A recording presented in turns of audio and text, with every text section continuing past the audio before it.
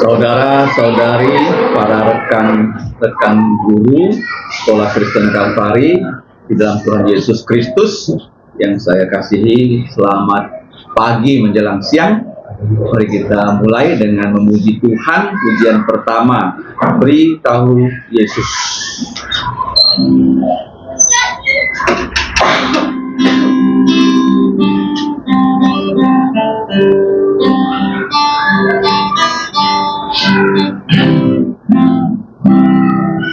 Di jantungmu ada keluh kesah, beritahu Yesus, beritahu Yesus. Di jantungmu penuh rasa duka, segera beritahu Yesus, beritahu Yesus, beritahu Yesus. Yesus mengasihimu. Jangan bimbang dan tak perlu takut, hanya beritahu Yesus. Kaum Hawa saja.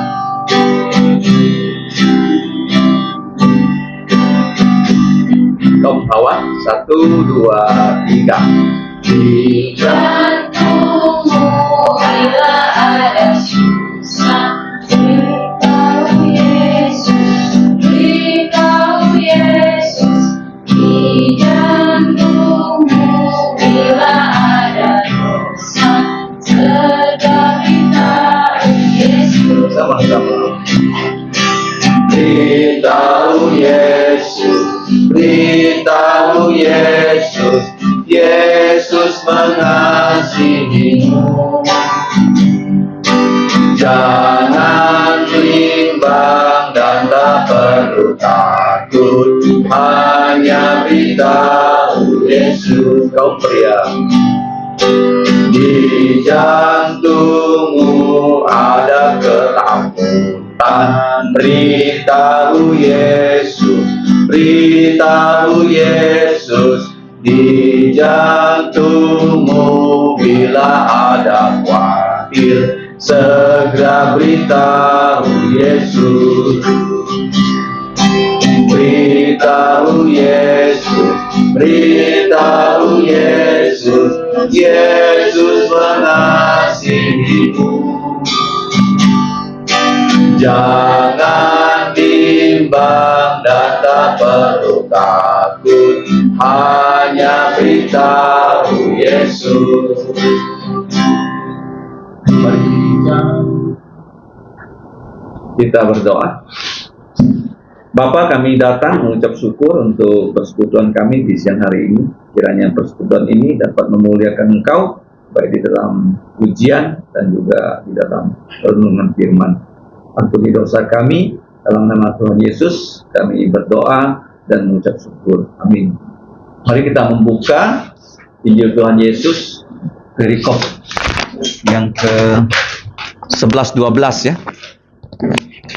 Kita akan membaca perikop 11 dan 12 dengan bertanggapan kelahiran Yesus Sang Mesias atau Sang Kristus, Natal pertama, penampakan para malaikat. Dari Injil Lukas pasal 2 ayat 1 sampai 14. Kita akan membaca dengan bertanggapan perikop 11. Saya akan memulai, demikianlah bunyi firman Tuhan. Pada waktu itu, Kaisar Agustus mengeluarkan suatu perintah ataupun dekrit, menyuruh mendaftarkan semua orang di seluruh dunia. Inilah pendaftaran yang pertama kali diadakan sewaktu Kirenius menjadi wali negeri di Syria. Maka pergilah semua orang mendaftarkan diri masing-masing di kotanya sendiri. Demikian juga Yusuf pergi dari kota Nazaret di Galilea ke Yudea ke kota Daud yang bernama Betlehem, karena ia berasal dari keluarga dan keturunan Daud. Supaya didaftarkan bersama-sama dengan Maria tunangannya yang sedang mengandung. Ketika mereka di situ, tibalah waktunya untuk Maria untuk bersalin.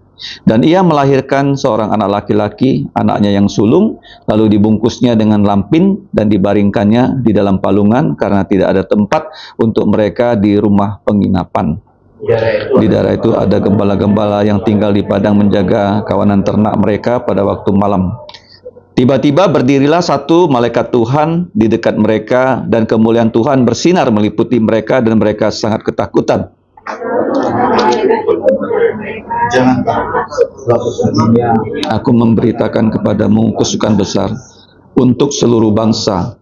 Hari ini telah lahir untukmu juru selamat, yaitu Kristus Tuhan di kota Daud.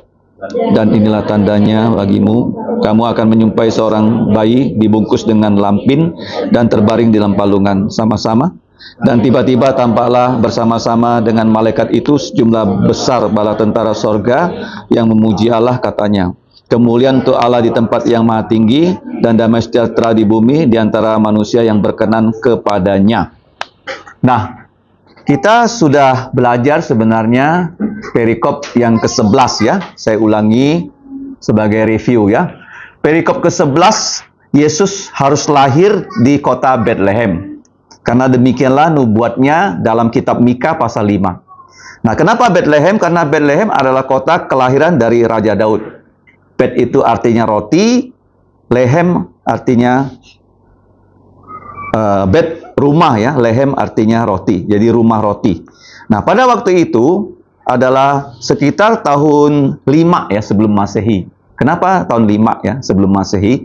Karena waktu kalender internasional ini dibuat, yang disebut kalender Tuhan Yesus, itu sebenarnya direncanakan tahun pertama itu tahun kelahiran Yesus. Ternyata ada salah hitung ya, sehingga harusnya Yesus bukan lahir di tahun 1, tapi sebenarnya tahun 4 sebelum Yesus lahir atau 5 sebelum Yesus lahir.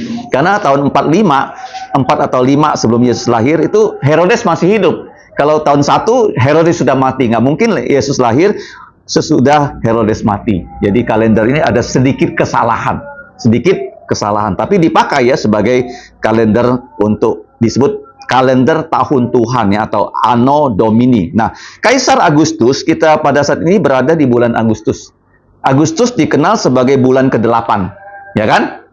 Nah, kalau orang lahir bulan 8 disebut Agustina kan? Bulan 8. Sebenarnya pertama kali nama bulan ke-8 itu bukan bulan Agustus tuh. Ya kan? Banyak orang nggak tahu. Bulan ke-8 itu bulan Oktober. Oktober. Untuk yang belajar matematika secara Latin, okta itu 8. Kalau segi 8 namanya oktagon. Nah, kenapa bulan 8 ini bisa jadi Agustus? Karena kaisar ini dan kaisar sebelumnya yang bernama Julius ingin nama mereka masuk jadi nama bulan. Keren kan kalau nama orang masuk jadi nama bulan kan?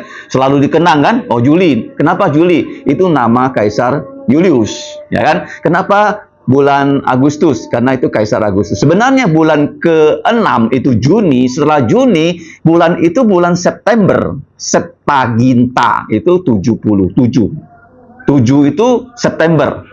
Setelah 7, 8 Oktober. Tapi ini digeser karena ada 2 nama bulan yang nyisip masuk. Yaitu bulan apa? Bulan Juli dan bulan Agustus. Makanya bulan September, Oktober digeser menjadi bulan keberapa? 10, 9, 10. Sebenarnya September itu bulan 6. Ya bulan 7. Oktober bulan 8. Ngerti nggak? Jadi semua itu ada hubungannya dengan Alkitab. Maka di sini katakan Kaisar Agustus dia mengeluarkan satu perintah menyuruh sensus ya untuk seluruh dunia. Nah, kata seluruh dunia ini dalam bahasa aslinya itu oikumene. Ya, jadi gerakan oikumene sekarang gerakan untuk menyatukan seluruh gereja dan gereja Roma Katolik itu sebenarnya bukan istilah yang Alkitabiah untuk istilah kerohanian. Jadi seluruh dunia tolong dicatat itu sebenarnya oikumene. Nah, kenapa dia bisa mendaftarkan orang di seluruh dunia? Karena Kaisar Agustus, kerajaan Roma itu berkuasa hampir seluruh dunia. Makanya ada istilah apa? Semua jalan menuju Roma. Karena jalan-jalan Roma itu terkenal dengan teknik sipilnya. Dia bisa bikin jalan, dia bisa bikin itu saluran air. Nah, kalau sekarang kita punya saluran air dengan pipa PVC, itu dulu nggak ada loh. Bagaimana orang dulu bikin saluran air? Itu dengan got di atas tanah. Bikin apa? Got loh. Jadi kalau di gunung dia mau salurkan air, itu namanya aqueduct. Ya, saya pernah melihat aqueduct itu di kota Kaisaria. Itu dibuat ya, got ya, saluran air, tapi di atas tanah untuk mengalirkan air. Nah, saya juga pernah pergi ke Taman Permandian Raja di Jogja yang bernama Taman Sari. Kalau sekarang kita punya ledeng, kita punya air panas, kita punya ya, pompa, itu dulu raja-raja aja nggak punya. Raja-raja dulu nggak punya kipas angin, ya kan? Kalau mau dingin, ya orang di sebelahnya ngipas-ngipas, ya nggak? Kita hidup sekarang ya di zaman modern ini lebih enak daripada raja. Ada AC-nya, ya kan? Mobil cepat kan? Kalau dulu raja naik kereta kan, kereta kuda kan, kuk ya. Lama sekali baru sampai ya. Nah, kenapa begitu? Juga ada hubungan dengan Alkitab. Dikatakan ya sebelum Yesus datang, manusia akan mengalami dua hal. Apa itu? Dalam kitab Daniel, dia bisa pergi to and fro. Jadi kita kalau punya uang, pagi-pagi sarapan Pontianak, kemudian naik pesawat pertama sampai di Jakarta, ya kita makan siang di Jakarta, sore balik lagi ke sini. Jadi bisa to and fro. Bayangkan kalau naik kapal laut 36 jam. Zaman sekarang. Kamu baca kitab Daniel ya, kita bisa berpergian, pulang pergi ya, Pak? Pulang pergi. Apalagi punya pesawat pribadi seperti Pak Jokowi. Ya, dia terbang ke tempat yang nggak ada jalur komersilnya. Namanya private jet. Misalnya sekarang ke Kucing nggak ada pesawat. Saya punya pesawat pribadi. Saya bisa, ya izin, airport Kucing saya mau terbang. Saya terbang dari Pontianak ke Kucing, nggak ada masalah. Ya kan? Kalau di sini ada namanya imigrasi. Di sana ada imigrasi. Tinggal dihubungkan. Nah, yang kedua dikatakan oleh Alkitab, sebelum Yesus datang kedua kali, dunia ini akan apa? Pertambahan pengetahuan yang begitu hebat loh. Zaman sekarang tuh pengetahuan kita dibandingkan zaman dulu itu, kalau zaman sekarang anak-anak ya diberi pelajaran, sekalian yang mengajar ngerti ya. Anak SD sudah belajar pelajaran dulu yang kita pelajari di SMP, bahkan SMA. Kamu bayangkan, zaman sekarang loh. Kenapa? Karena ilmu pengetahuan itu sudah sangat ya advance ya. Apapun yang manusia temukan, mereka taruh ya di internet. Makanya dikatakan ya, kalau kita mau ilmunya bagus, kita harus bisa baca bahasa Inggris. Karena semua jurnal penemuan itu dalam bahasa Inggris. Kalau orang nggak bisa bahasa Inggris, dia akan ketinggalan. Kalau dokumen itu sudah diterjemahkan ke bahasa Indonesia, itu sudah 1 tahun yang lalu dokumen itu terbit. Ya, jadi harus ya. Makanya negara-negara yang berbahasa Inggris itu jauh lebih maju daripada yang tidak bisa berbahasa Inggris. Seperti Singapura lah ya. Nah, mau belajar teologi juga sama ya. Begitu banyak literaturnya dalam bahasa Inggris. Jadi Kaisar Agustus ini, dia memberikan perintah karena dia menguasai dunia. Nah, kenapa dia bisa menguasai dunia? Kalau kita baca di kitab Daniel, mari kita buka ya. Siapa yang menjadi superpower itu sudah Tuhan tentukan loh. Sebelum orang itu menjadi superpower dalam Daniel pasal 2 ayat 32-33. Nah, dia bermimpi, dia tidak tahu mimpinya apa. Dia sengaja lupa gitu mimpinya ya. Dia minta orang kasih tahu dia mimpinya dan artinya loh. Mana ada orang bisa? Ya. Kalau orang jelaskan arti mimpi itu biasa, dia bilang. Kalian ya kalau hebat kasih tahu saya mimpinya saya apa. Ya, raja ini sepertinya apa ya? Terlalu semena-mena ya. Misalnya saya mau tanya sama kamu, pertanyaan saya itu apa? Jawabannya apa? Ya kamu keluarkan sendiri. Ngerti nggak? Nah, pertanyaannya apa? Di sini saya. Kamu kalau tahu pertanyaan saya, tahu jawaban kamu membohongi saya. Kalau saya kasih tahu kamu pertanyaannya, kamu bisa jawab. Nah, itu kamu bisa bohong. Beritahu saya mimpi saya apa, artinya apa? Nggak ada orang seperti itu yang bisa. Nah, Daniel, karena dia itu mendapatkan wahyu dari Tuhan, mimpinya Nebukadnezar juga ada Tuhan berbicara pada dia tentang patung. Nah, patung itu ayat 32, kepalanya dari emas, dada, ini ada dada ya, dan lengan, ya, itu dari perak. Nah, perut dan pinggang dari tembaga, kemudian paha dari besi, kakinya sebagian dari besi dan tanah liat. Ini mengatakan pada kita ada superpower. kepala emas itu Nebukadnezar. Karena dia mengatur dunia dengan mengambil ya, bukan hanya tanah orang, jadi orang-orang yang pintar seperti Daniel itu dibawa ya, dilatih untuk menjadi pegawainya. Itu tekniknya Nebukadnezar. Seperti zaman sekarang loh, kalau negara kita mau maju, banyak orang pintar datang ke negara kita otomatis maju. Seperti Singapura. Orang pintar dari mana yang ke Singapura untuk memajukan negara mereka? Orang Malaysia. Di orang-orang Malaysia, orang-orang Tionghoa khususnya, mereka sekolah ke Singapura, nggak pernah pulang lagi loh. Hampir 2-30% tuh mereka orang Tionghoa dari Malaysia, tinggal di Singapura, sekolah di Singapura, kerja di Singapura. Nah, itu orang Singapura. Kalau orangnya pinter, ya dikasih beasiswa, tinggal di Singapura, sekolah Singapura, nanti terus di Singapura. Itu kelebihannya. Selain orang bawa modal ya, juga bawa otak. Jadi mereka itu tidak ada sumber daya alam, tapi mereka jauh lebih kaya daripada negara tetangga. Jadi Nebukadnezar emas, dada dan lengan itu adalah Persia. Nah, perut dan pinggang itu siapa? Tembaga. Tembaga itu negara Yunani, Alexander the Great. Ingat ya. Kemudian superpower berikutnya, kaki ya, sebagian itu dari besi, sebagian dari tanah liat, itu adalah Roma. Roma ya. Jadi setelah Babel, Persia, Yunani, Roma. Nah, Roma ini mereka memang ya menguasai dunia, tapi bahasanya bahasa Yunani. Jadi Roma itu ciri khasnya, kamu lihat ya, sebagian besi, sebagian tanah liat. Jadi ada dua elemen, besi dengan tanah liat itu kan tidak bisa nyatu. Jadi negara itu satu saat akan runtuh. Kenapa besi? Karena mereka dengan tangan besi. Roma memerintah dengan tangan besi. Kalau kita belajar sejarah, kerajaan Roma itu tentaranya nggak sebanyak tentara Indonesia loh. Katanya ya, kerajaan Roma itu tentaranya hanya ratusan ribu. Tapi bisa ya menaklukkan dunia yang begitu besar. Indonesia itu TNI-nya kalau nggak salah sudah hampir 500 ribu. Tidak termasuk polisi loh.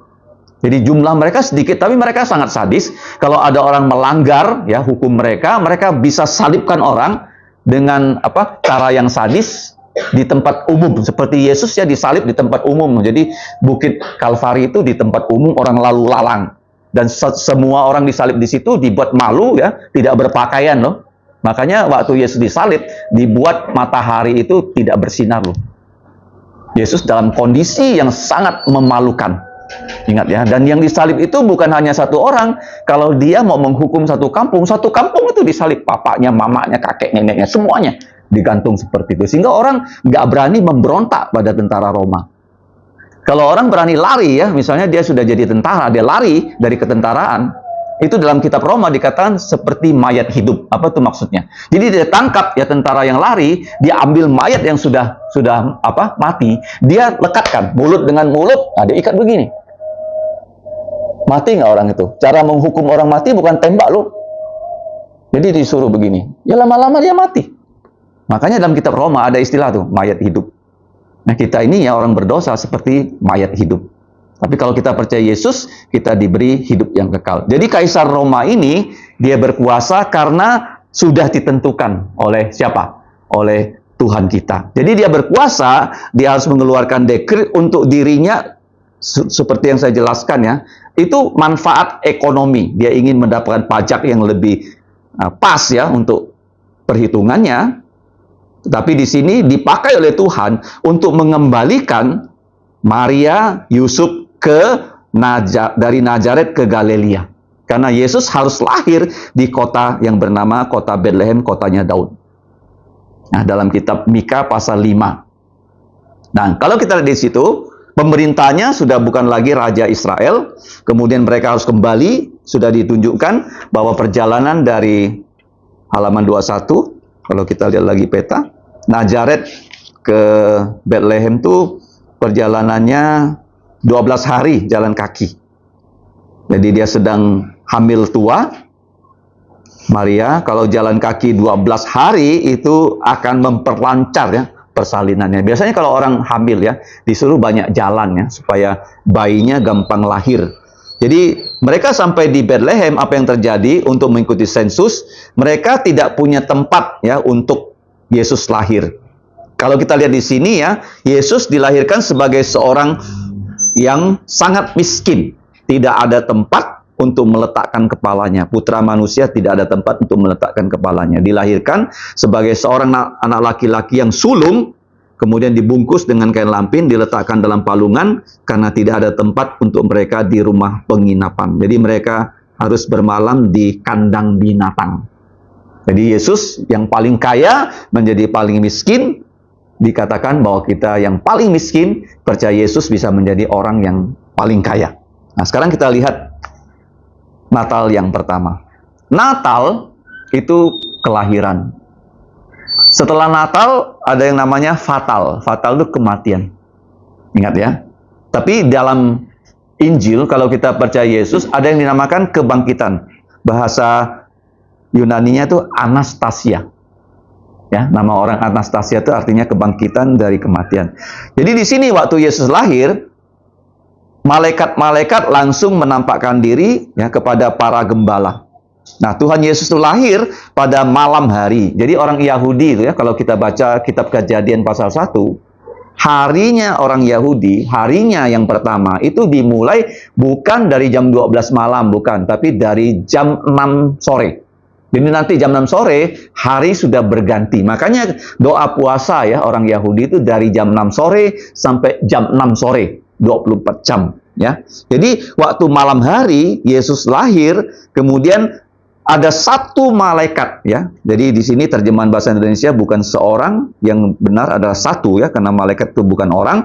Satu malaikat itu datang ya kepada para gembala dengan kemuliaan. Ya, kemuliaan itu artinya malaikat itu berpakaian putih. Ya, sebenarnya malaikat itu kita nggak bisa nampak loh.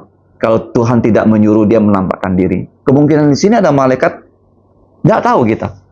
Ya, nggak tahu. Kenapa? Karena dia roh. Seperti angin nggak nampak. Tapi disuruh Tuhan menampakkan diri. Dia punya tubuh. Malaikat itu laki-laki. Malakim. Makanya orang mengatakan di surga itu banyak bidadari. Nggak ada. Nggak ada. Tuhan tidak pernah menciptakan bidadari yang cantik. Ya kan? Makanya di hikayat dari rakyat itu, Joko Tingkir, Joko apalah, Jokowi gitu, ketemu bidadari. Itu nggak betul, nggak ada yang namanya bidadari. Kenapa ada bidadari? Itu kemungkinan roh-roh jahat, nah, yang jatuh dalam dosa menyambar sebagai perempuan. Menyamar apa? Perempuan. Nggak ada tuh dalam Alkitab. Malaikat kalau datang, bentuk tubuhnya pria, perkasa, masih muda, dan memancarkan sinar, sehingga orang yang melihat malaikat di waktu malam itu sinarnya luar biasa. Dan apa yang terjadi dengan para gembala? Mereka sangat ketakutan. Nah, malaikat itu suci, tidak ada dosa. Kita manusia itu berdosa. Kalau kita ketemu malaikat, kita bisa seperti orang mati. Bahkan kita cenderung tersungkur menyembah malaikat, seperti Rasul Yohanes di kitab Wahyu. Jadi malaikat itu berkata ya kepada para gembala, coba simak kata-katanya yang sangat penting. Jangan takut. Ya. Sebelumnya malaikat memang berkata-kata kepada siapa? Maria. Kepada siapa lagi? Kepada Zakaria. Ingat ya, sebelumnya ya. Jadi ini firman Tuhan datang lagi setelah 400 tahun ya. Setelah kitab Malaki selesai ditulis, tak ada firman Tuhan. Jangan takut. Nah, dalam bahasa Yunani, jangan takut itu adalah berhentilah takut. Ya. Nah, kenapa mereka takut? Karena mereka itu berdosa, malaikat itu suci. Sebab sesungguhnya aku memberitakan kepada kamu sukacita yang besar. Untuk, kamu lihat ya, sukacita ini bukan hanya untuk para gembala, untuk seluruh bangsa. Nah, perhatikan kata bangsa ya. Bangsa di sini bukan seperti bangsa Indonesia yang besar, tapi bangsa itu adalah suku. Kamu sukunya apa, bahasa ibunya apa, itu etnis ya. Dalam bahasa aslinya etnis. Kalau saya Hakka, saya bicara bahasa Hakka, ada orang Teochew, bahasa Teochew, Daya Ahe. Itu bahasa ibu. Ya, orang Tapanuli, ya, orang Karo, bahasa Batak Karo. Jadi di dunia ini diperkirakan ya ada hampir 7.000 bahasa dialek. Ya, bahasa Dayak banyak yang tidak ada bahasa secara tulisan, nggak ada. Hanya bahasa tertentu, Iban ya di Malaysia ada tulisannya. Ya, Iban. Ingat ya. Tapi bahasa-bahasa Dayak yang lain-lain itu nggak ada kamusnya, nggak ada tulisannya. Jadi kalau kita lihat di sini, ya sukacita besar untuk ya seluruh suku. Nah, hari ini artinya Yesus lahir pada malam hari ya. Lahir untuk kamu. Nah, juru selamat. Nah, juru selamat itu adalah nama dari Yesus. Yesus artinya Tuhan juru selamat. Jadi dia adalah menyelamatkan kita sebagai apa? Kristus. Ya, Kristus itu gelarnya. Kenapa Kristus? Pernah dijelaskan berkali-kali. Kristus itu dalam bahasa Indonesianya adalah yang diurapi. Nah, sebelumnya 3 jabatan ini menjalankan ya pelayanannya akan diurapi ya oleh nabi atau imam dengan minyak zaitun dituangkan kepalanya, yaitu nabi. Ya, sebelum melayani 30 tahun harus diurapi dulu. Nanti Yesus siapa mengurapi dia? Yohanes Pembaptis. Ingat ya?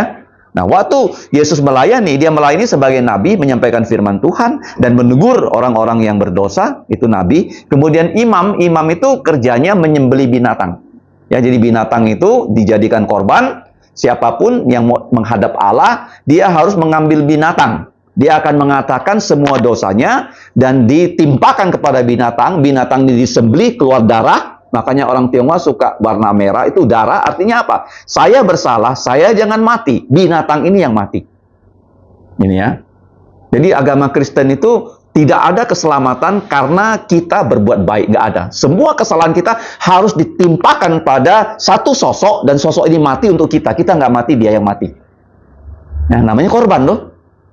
Ya, jadi nggak ada kita berbuat baik ABC, itu Tuhan bilang, oh kamu baik ABC, kamu boleh masuk surga. Nggak ada. Jadi kenapa kita bisa selamat? Semua dosa kita ditimpakan kepada binatang korban. Jadi ini tugasnya imam ya. Jadi imam itu sebelum dia minta ampun dosa untuk umat, dia harus minta dulu ampun dosa untuk dirinya sendiri. Makanya berdoa kita selalu ya dengan senyap minta, Tuhan saya berdosa, ampuni dosa saya. Ya, setiap kali kamu lihat murid itu salah, kamu harus ingat loh, kita juga orang berdosa. Ya, sebelum kita didik mereka supaya jangan salah lagi, bertobat, kita juga ya menjadi orang yang lebih baik. Selalu seperti itu. Nah, imam ini selalu menyembelih binatang korban untuk dirinya dan untuk umat yang dia doakan. Jadi Yesus dia tidak ada dosa, dia tidak pernah menyembelih binatang, dia menjadi anak domba Allah yang mati untuk dosa-dosa kita. Kemudian tugas Yesus yang ketiga, dia adalah raja. Raja itu pasti ya mengalahkan musuh. Raja itu di Timur Tengah, Timur Jauh, di telapak kakinya selalu ditulis nama musuh-musuhnya. Paham ya? Jadi kalau raja dia punya musuh, musuhnya itu harus ada di telapak kakinya. Nah, musuh dari semua manusia yang harus dikalahkan oleh Yesus apa? Namanya kematian. Yesus mati dan dia bangkit dari kematian, dia menjadi raja yang telah mengalahkan maut. Ya, siapapun yang mau menjadi presiden, dia harus memenangkan pilpres. Ya kan, Pak Jokowi 2 kali mengalahkan Prabowo. Kalau dia nggak menang, nggak mungkin dia jadi presiden. Ya, gubernur juga begitu ya. Jadi dalam pemilihan. Tapi Yesus raja yang harus dia kalahkan, yang dinamakan maut. Nah, kemudian kita lihat ya, namanya Yesus, gelarnya Kristus. Nah, Kristus itu dalam bahasa Yunani, bahasa Ibraninya tuh Mesias. Mari kita buka satu ayat ya. Yang dijanjikan sebagai Mesias kepada Raja Daud, makanya dia harus lahir dari keturunan Daud, baik dari ibunya dan bapak angkatnya dalam 2 Samuel 7. Itu janjinya ya, pasal 7 ayat 13. Jadi waktu Daud ingin membangunkan Allah, bait Allah, Allah malah membangunkan ya dinasti Daud untuk selama-lamanya. 2 Samuel 7:13. Jadi di sini dikatakan, Dialah, di sini Tuhan Yesus yang akan mendirikan rumah untuk namaku dan aku akan mengokohkan tahta kerajaannya untuk selama-lamanya. Jadi Yesus di sini menjadi raja ya, sebagai raja yang dinamakan Mesias untuk selama-lamanya. Nah, kemudian yang menarik dalam Lukas 2:11 ya, siapa yang pertama memperkenalkan kepada manusia bahwa Yesus adalah Kristus, dia adalah Tuhan atau Yehova. Malaikat ya, ingat baik-baik. Ini penting sekali loh. Jadi kita mengenal Yesus sebagai Kristus, dia sebagai Tuhan, itu yang memperkenalkan pertama kali ya dalam perjanjian baru adalah malaikat. Paham ya? Makanya banyak sekarang ya orang-orang yang merendahkan Yesus sebagai bukan Tuhan, seperti saksi Yehova. Mereka gencar memberitakan Yesus, mereka akan mengatakan Yesus itu bukan Tuhan. Tuhan itu Yehova saja. Yesus adalah manusia yang dinaikkan kelasnya menjadi Tuhan atau Allah. Salah ya. Jadi Yesus memang Tuhan. Nah, apa bedanya Tuhan dengan Allah? Allah adalah Sang Pencipta. Tuhan adalah Allah yang berjanji. Allah yang apa? Yang berjanji. Jadi dia adalah Yehova. Yehova itu satu, tapi tiga pribadi. Yehova itu Bapa, Putra, dan Roh Kudus. Lahirnya harus di kota Daud, kota Bethlehem. Nah, kemudian gembala diberitahu, ya, ada tanda kalau kalian mau mengunjungi, kamu akan menjumpai seorang bayi dibungkus dengan kain lapin, kemudian bayi ini dibaringkan di dalam palungan. Palungan pernah dijelaskan itu adalah tempat untuk menaruh makanan, ya, dari binatang. Binatang itu makannya rumput kering ataupun jerami, ya. Jerami itu batang-batang gandum dan sebagainya. Itu tempat. Nah, tempat berbaringnya Yesus itu adalah palungan, tempat makanannya binatang, karena itu adalah rumput dan jerami menjadi seperti kasur, kan? Yesus dibungkus dengan kain lapin, terus ditaruh di situ, seperti itu kasurnya Yesus. Ingat baik-baik, sangat-sangat miskin Tuhan Yesus. Nah, kenapa dia menjadi miskin? Supaya kita ini yang miskin dapat menjadi orang yang paling kaya. Nah, kenapa orang paling kaya ya? Nah, saya dulu membaca sebuah buku ya. Kalau nanti sempat ya boleh dimasukkan ke Excel ya, atau kalkulator yang canggih. Ya.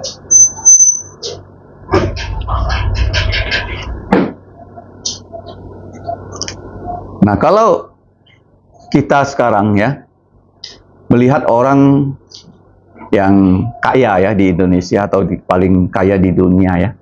Orang paling kaya di dunia itu selalu rankingnya berganti-ganti ya. Nah, orang paling kaya di dunia ini paling hartanya itu tidak sampai katakanlah ya 200 miliar dolar ya. Ya, tidak sampai ya. Bill Gates dulu hanya 100. Nah, waktu saya membaca sebuah buku khususnya yang belajar di kelas ekonomi, itu kalau kita punya 1 rupiah ya, 1 dolar, kita simpan di bank ya, nanti boleh dihitung ya, bunganya 3%. Bunganya berapa? Ya, berapa duitnya? 1 ya, terus banyak loh. Kamu punya 1 dolar, ya kamu suruh orang, ya zaman dulu simpan di 1 bank, atas nama saya ya, waktu Yesus lahir ya, bunganya berapa? 3%. Nah, dipangkatkan ya 2000 tahun.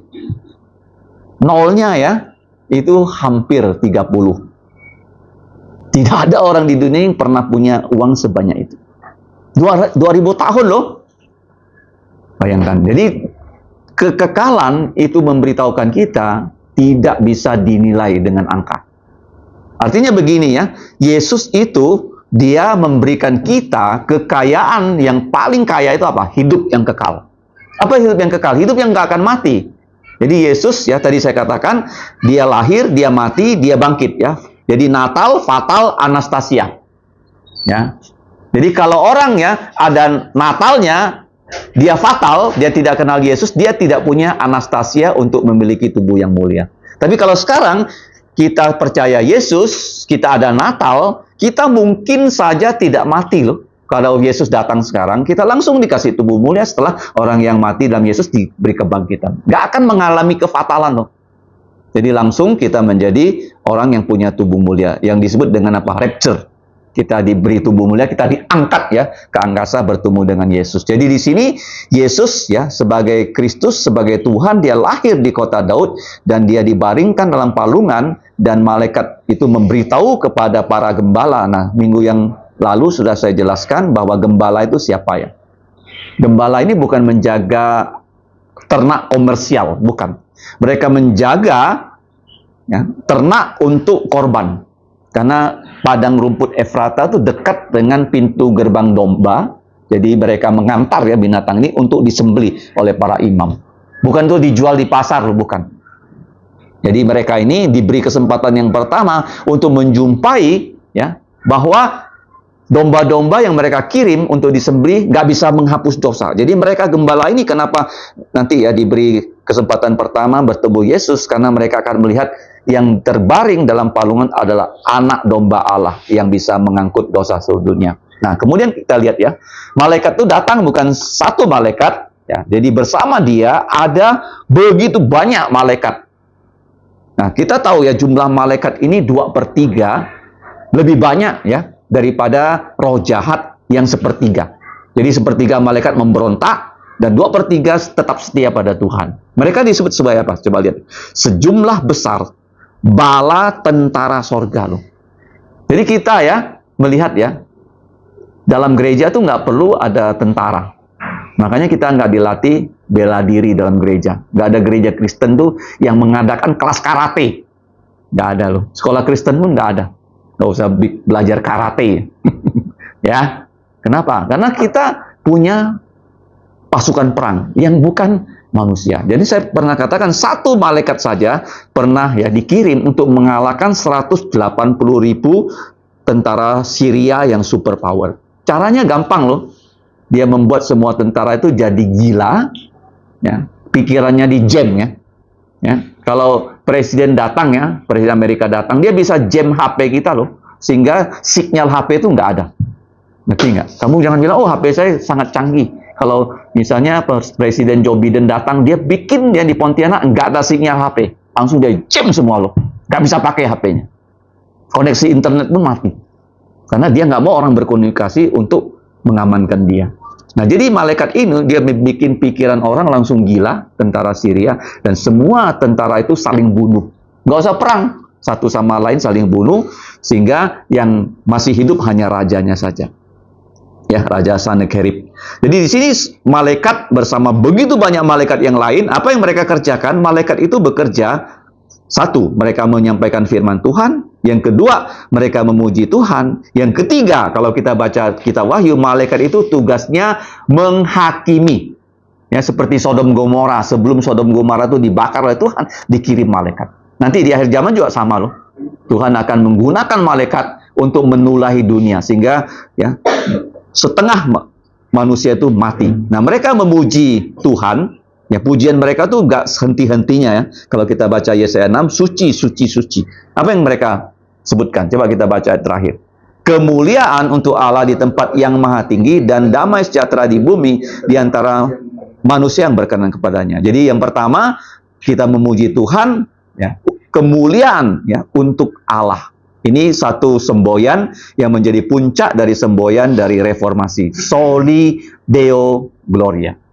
Soli, segala kemuliaan hanya untuk Allah. Tempatnya maha tinggi, dia ada di surga lapis ketiga. Dan di sini yang berikutnya, terjemahan dalam bahasa Indonesia, ada sedikit yang perlu dikoreksi. Damai sejahtera di bumi. Nah, kenapa kita bisa punya damai? Itu kalau manusia bukan berkenan kepadanya, tapi mau menerima Tuhan Yesus sebagai juru selamat. Artinya apa? Tuhan itu ingin mendamaikan manusia yang berdosa dengan dirinya melalui Tuhan Yesus. Jadi di sini anugerah Tuhan diberikan pada kita. Kalau kita manusia mau menerima ya anugerah. Apa itu anugerah? Anugerah itu Tuhan memberikan keselamatan kepada kita dengan cuma-cuma. Artinya kalau kita percaya Yesus sudah mati untuk dosa kita sesuai kitab suci, dia sudah dikubur dan dia bangkit pada hari ketiga sesuai kitab suci, maka kita diselamatkan. Itu anugerah, diberi cuma-cuma. Ya, seringkali dalam pengabar Injil kami katakan pada orang yang paling penting nggak usah kita membeli. Ya, kalau kita nanti makan pasti ada yang membeli beras. Kita minum ada yang membeli air. Tapi ada yang lebih penting daripada air dan nasi yang tidak perlu kita bayar dengan uang yang namanya udara. Ya kan?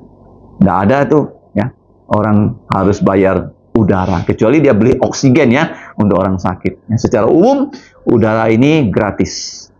Makanya dalam agama Kristen percaya Yesus diselamatkan. Ya, tidak perlu kita bikin apa-apa. Ya, tidak seperti agama lain yang perlu ya bikin A, B, C, D dan ya macam-macam. Mudah-mudahan kamu diselamatkan. Nggak ada. Dalam anugerah Allah kita diberi cuma-cuma. Kamu jangan bilang ya udara ini gratis tuh murah loh. Nggak ada orang yang bisa bikin udara loh. Ngerti nggak? Kalau udara ini di stop, mati semua kita. Ya kan? Nggak ada. Jadi jangan bilang ya, keselamatan dalam Yesus itu karena diberi cuma-cuma nggak berharga. Enggak. Ya misalnya seorang datang pada kita, dia kasih kita ya barang yang seperti ini. Kita bilang ini barangnya murah. Belum tentu kan? Ada barang mahal dikasihkan pada orang. Ya kan? Kalau dia beri kita ini barang ini terbuat dari emas, ya mahal. Ya, bukan sesuatu hadiah itu disebut hadiah yang apa? Yang murahan. Ya, seperti yang sedang heboh di Indonesia kan, seorang buta kan, dia juara nyanyi di Amerika, dikasih istana kan katanya. Bukan ya? Rumah ya. Nah, rumahnya kayak istana. Ya kan bukan hadiah yang murahan. Ya. Paham, ada orang mau kasih dia. Kita juga ya dikasih hadiah oleh Tuhan Yesus, dan itu hadiah yang paling mahal karena tidak bisa dinilai dengan uang. Jadi kita sudah belajar Yesus harus lahir di Bethlehem. Caranya superpower itu ya, mengeluarkan dekrit, semua orang harus kembali ke kampung halamannya. Di sini Yusuf Maria kembali ke Bethlehem, dan Yesus lahir bukan di dalam rumah tapi di dalam kandang. Kenapa? Karena dia yang paling kaya menjadi paling miskin, supaya kita yang paling miskin percaya pada Yesus akan dibuat menjadi orang yang paling kaya. Kenapa kita menjadi orang yang paling kaya? Sekarang di tangan kita ada firman Tuhan yang kekal. Yang kekal loh, saya katakan tadi, kalau kita bisa punya uang disimpan hanya 2000 tahun, kita menjadi orang paling kaya. 2000 tahun loh, kalau kekal artinya tak terhingga. Nah, jadi tidak ada yang dapat dibandingkan dengan kekekalan. Itu yang pertama. Kemudian Yesus lahir, kenapa dia diumumkan kelahirannya kepada para gembala? Karena gembala ini ya, menjaga domba untuk disembelih. Dan domba-domba yang disembelih itu tidak bisa darahnya menghapus dosa. Hanya Yesus ya menjadi anak domba Allah yang bisa menghapus dosa seluruh dunia. Dan mereka bertemu dengan malaikat. Dan malaikat ini berkata, hari ini sudah lahir untuk kamu. Yang pertama, siapa dia? Juru selamat. Itu Yesus ya. Gelarnya Kristus, dia Nabi, Imam, dan Raja. Dan dia adalah Tuhan, Yehova di kota Daud. Jadi, malaikatlah yang pertama memberitahu kepada manusia bahwa Yesus itu adalah Yehova. Karena terakhir ini di Jakarta, ada seorang pendeta yang terkenal ya. Dia mengatakan Yesus bukan Tuhan. Di Jakarta sedang ya, isunya sedang hangat ya, sedang hangat. Mungkin kalian tahu ya orangnya itu siapa. Pengikutnya tuh ribuan loh. Kalau dia sekali siaran di YouTube itu yang nonton tuh beribu-ribu orang. Tapi sampai dia keluar statement seperti itu, sehingga banyak ya para hamba Tuhan menulis makalah mengkonter bahwa pernyataan dia itu seperti saksi sesat Yehova, bahwa Yesus itu adalah manusia yang dinaikkan kelas oleh Yehova menjadi Allah. Tidak ya, Yesus itu Tuhan. Dia Tuhan, pribadi kedua, Bapa juga Tuhan, Roh Kudus juga Tuhan. Nah, kemudian untuk Allah di tempat yang maha tinggi dan damai di bumi. Kenapa ada damai? Kalau kita percaya Yesus. Kalau kita tidak percaya Yesus, kita selamanya menjadi musuh Allah yang akan dihakimi dan dihukum. Tetapi kalau kita percaya Yesus, kita didamaikan ya dengan Allah, Bapa, dan Yesus sendiri dan Roh Kudus melalui apa? Melalui darahnya Yesus. Ya, kalau tidak ada darah Yesus yang mengalir di atas bukit Kalvari, dosa-dosa kita tidak bisa dihapus. Ya, jadi kita bersyukur bahwa Tuhan Yesus rela menjadi manusia, rela mati di zamannya Roma. Tadi saya katakan Roma, kenapa dia super power? Karena di zaman itulah Yesus harus lahir. Untuk apa? Disensus, ya, Maria dan Yusuf, dan nanti dia disalib. Karena Roma inilah ya, satu-satunya pemerintah yang global yang menyalibkan manusia secara terang-terangan.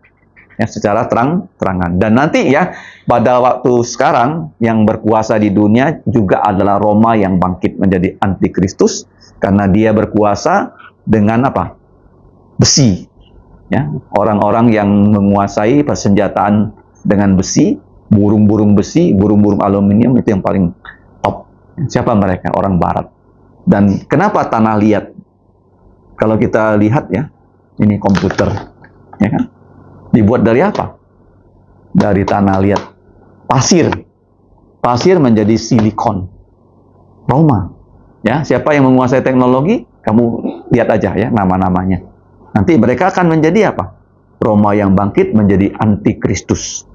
Ya, antikristus sangat menarik untuk dipelajari. Kalau tidak punya tanda 666, tidak bisa beli, tidak bisa jual.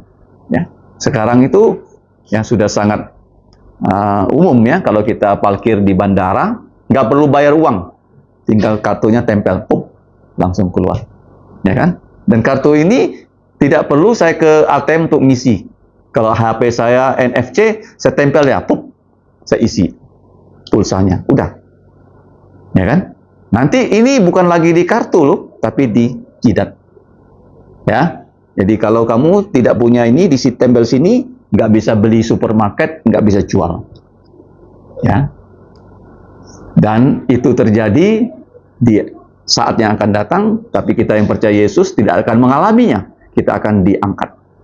Bumi ini hanya mereka yang tidak mau mengaku Yesus yang bisa eksis, tapi mereka kalau percaya Yesus di zaman itu pasti dibunuh oleh antikristus. Mari kita berdoa. Bapa, kami bersukacita dan bersyukur karena pada siang ini kami sudah belajar dari firman-Mu. Tolonglah Roh-Mu yang kudus memimpin kami supaya kami dapat terus mengikuti Yesus dengan setia, menjadi seperti para gembala yang mau menerima perintah Engkau, menjalankannya dan mewartakannya. Ampuni dosa kami Bapa, dalam nama Tuhan Yesus kami mengucap syukur dan berterima kasih. Amin.